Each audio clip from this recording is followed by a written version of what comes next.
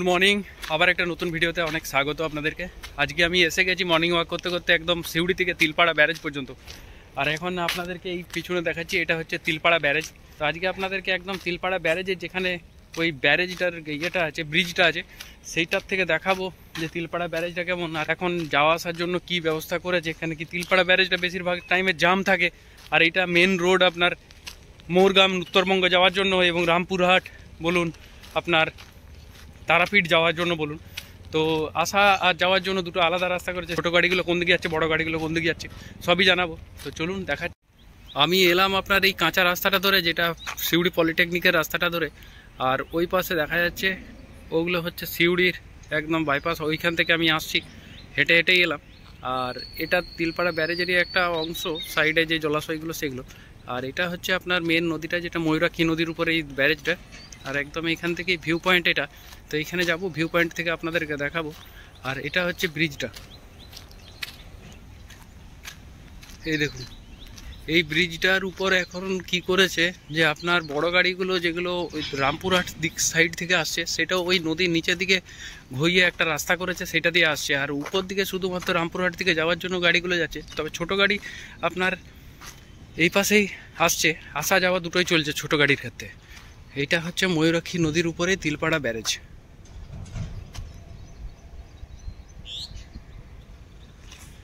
পুরো নদী বরাবর একদম জল, এখানে এই নদীর মধ্যেই জল, জলাশয়ের মতো আছে। আর এই সাইডে যেগুলো আছে সেটা বেশি জল হয়ে গেলে তখন এইখানে কিছুটা জল এখানে ঢুকে যায়। এখানে বড় একটা দিঘির মতো হয়ে আছে।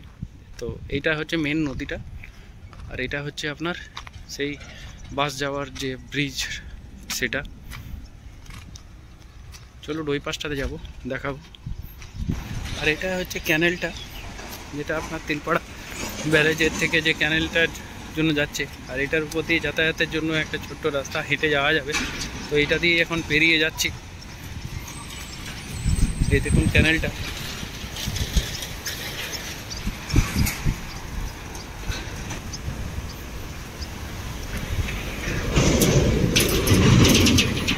মিহির লাল তিলপাড়া ব্যারেজ।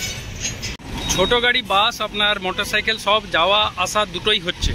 কিন্তু যে বড় গাড়িগুলো, ট্রাকগুলো, সেগুলো আপনার যাচ্ছে আপনার রামপুরহাট সাইড, রামপুরহাট দিকে, মানে সিউড়ি থেকে রামপুরহাট দিকে যাচ্ছে। কিন্তু আসারগুলো দেখুন এইখানে আসছে, দেখুন এই যে দেখুন, এই যে ট্রাকগুলো আসছে, এগুলো আর ট্রাকগুলোর জন্য রাস্তাটা ঘুরিয়ে দিয়েছে আপনার এই পাশে। এই যে রাস্তাটা আছে, এই পাশে রাস্তাটা দিয়ে উঠে একদম আবার কিছুটা এগিয়ে এসে মেন রাস্তাতেই উঠছে আপনার এই পাশে।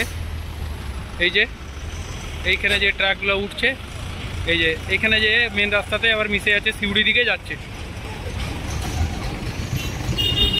এই ব্যারেজের রাস্তাটা জামের একটা মেন জায়গা বলতে পারেন।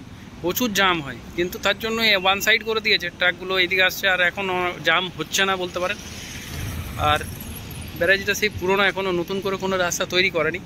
শুধু রাস্তা বলতে এখন জল নেই বলে ময়ূরাক্ষী নদীতে সেরকম নিচের দিকে একটা ঘুরিয়ে দিয়েছে, এইটুকুই। আর এটা ইন্সপেকশন বাংলো। আর এইদিকে যাচ্ছে আপনার সিউড়ি। তো আজকে আপনার মর্নিং ওয়াকের সাথে সাথে তিলপাড়া ব্যারেজটা ঘুরে দেখলাম।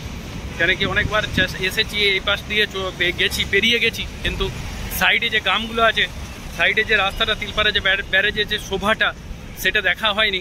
মর্নিং ওয়াক করতে করতে এটাই, যেখানে যাই আমি সেটা জানেন, যে সেখানে মর্নিং ওয়াক করতে বেরিয়ে সেই জায়গাগুলো ঘুরে দেখাই। তো এই ছিল আজকের ব্লগটা। আবার দেখা হবে আপনাদের সাথে নেক্সট ব্লগে।